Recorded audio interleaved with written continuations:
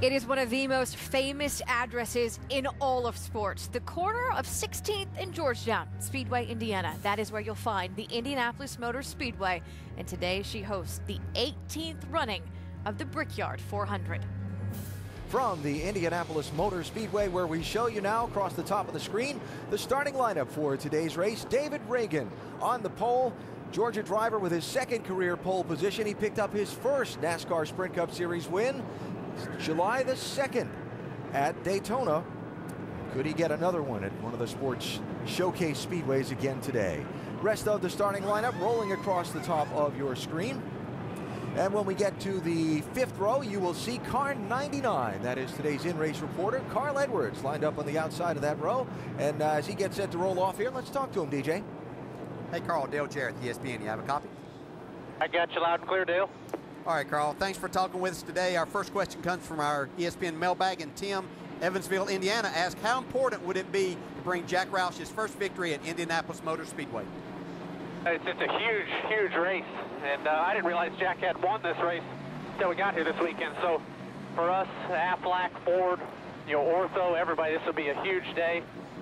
It's off to a good start. We had, a lot of neat stuff with Reba and Rascal Flats, all the big machine records guys, and I think our Fords have been strong enough that we can do it.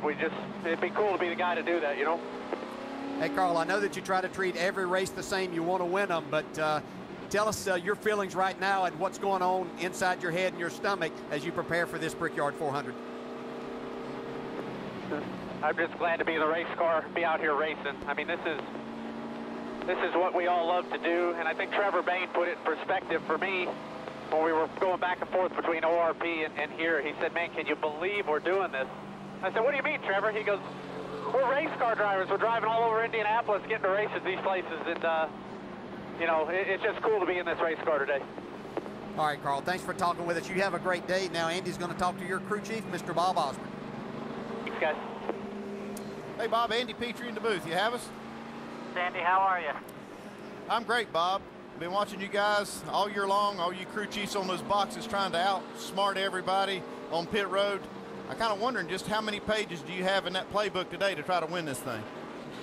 Hopefully I've got the right page, that's for sure, but you're right. It's been basically hat tricks here trying to figure out what to do at the end of the race to come up with a win. So got to stay on our toes here and look for that unique decision to get out front and win the race.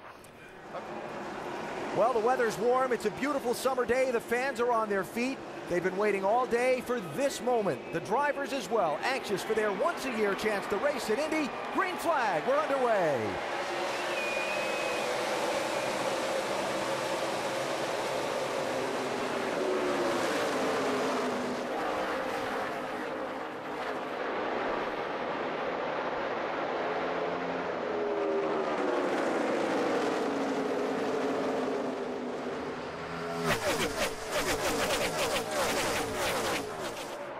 They all made it through the first two corners. Casey Kane in the 4 car takes the lead. Yeah, that's really a power move on that high side. Not a lot of grip up there, but Casey Kane made it work. Kurt Busch, 22, up to second. Pole sitter David Reagan shuffled back to third. That's Montoya in the 42, wide in turn 4. Kurt Busch got exceptionally close to the wall, maybe a little contact with that turn 4 wall. Yeah, it looked like he may have had to just squeeze out of the throttle a little bit, and see David Reagan taking advantage of that.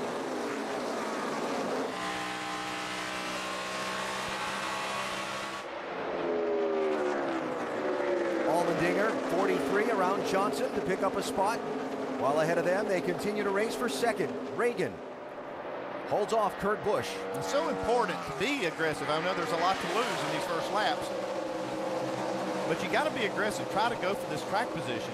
Man, he got it good. He got it really good.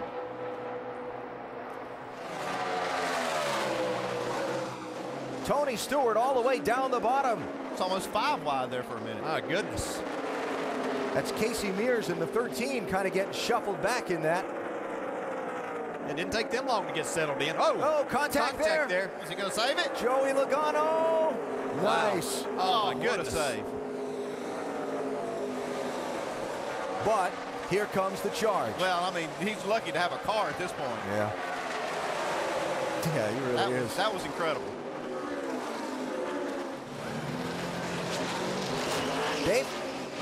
Pole sitter David Reagan had a trio of complaints for his race car. He said it was a little loose, a little bouncy in 3, a little forward bite lacking. So they're going to make some adjustments to that 6 car right now and send him back on his way. There's Montoya.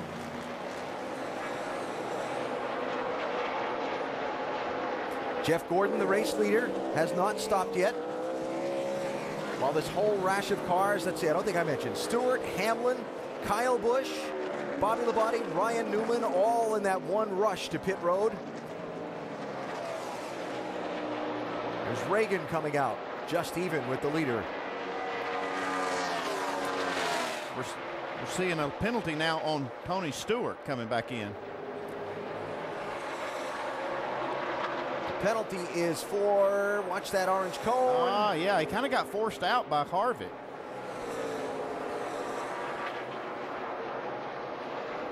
And more contact on pit road. That's Jeff Burton, 31, Montoya, 42.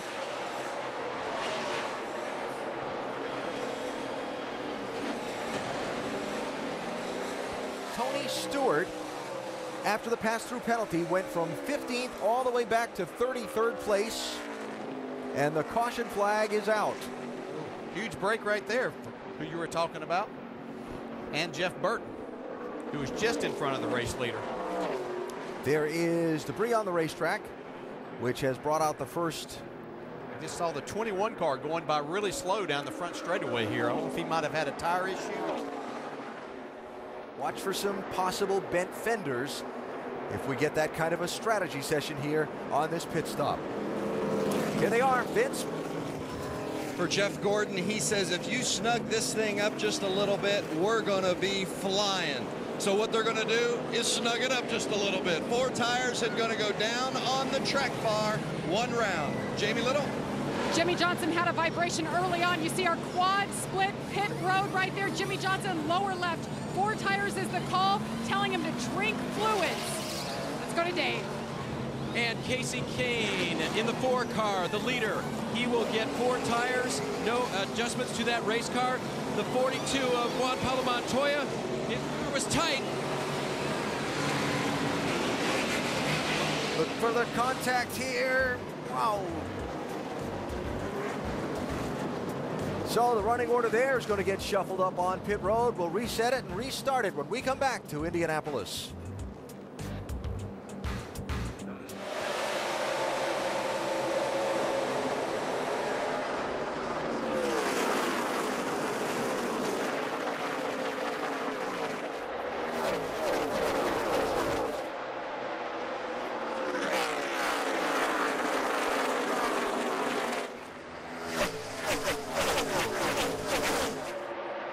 Look at him fan out back there off of turn 2. Well, these restarts are always some of the most exciting we see. See Junior get a nice jump and good run out of there. Saw a little smoke out of the left front of Kyle Busch. Could just be some air pressure deal, or maybe has a fender bend in a little bit on the tire.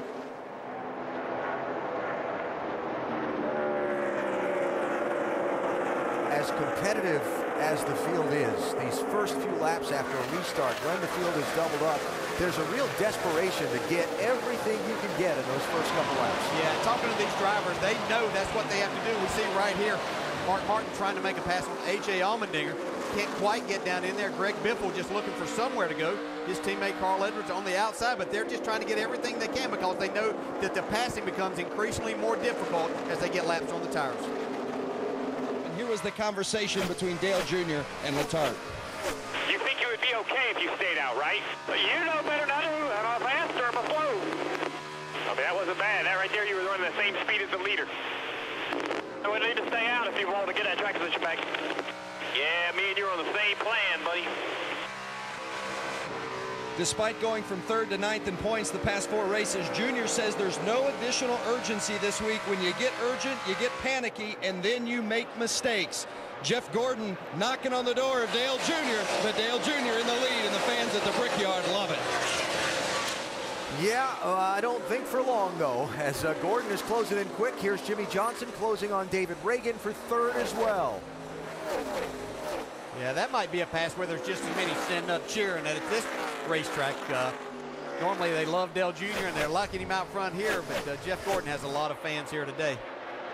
And Junior's going to concede the inevitable, it looks like. Yeah. And I don't mean that Jeff Gordon doesn't have a lot of fans everywhere. Obviously very popular, but has that thing out front. That looks like maybe the best car here today.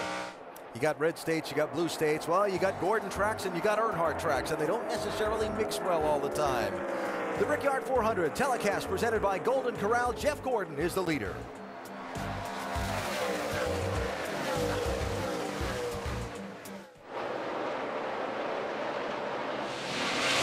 The 24 of Jeff Gordon is coming in, and you see it's a right side down coming over to the left side. A 4-tire change, 2 cans of Sunoco fuel. They've been happy with the car, but they do want it in the back end a little bit more to stick to the track, so they gave him a chassis adjustment. So the field shuffling up on a round of pit strategy under this caution. Kyle Busch still on the pit lane getting repairs made in the right front corner of his car.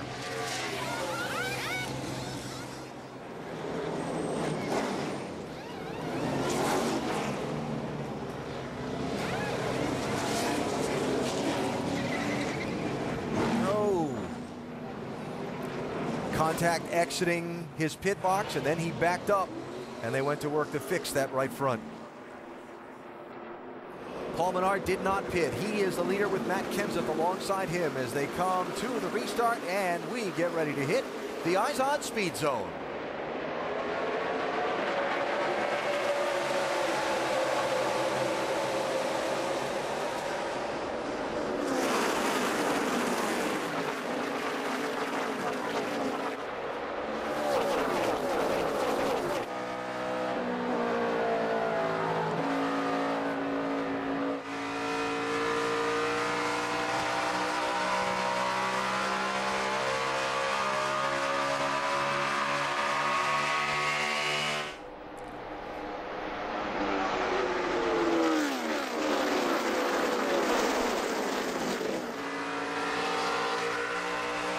Talked a lot about Kansas Clint today, Vince. What's going on with him?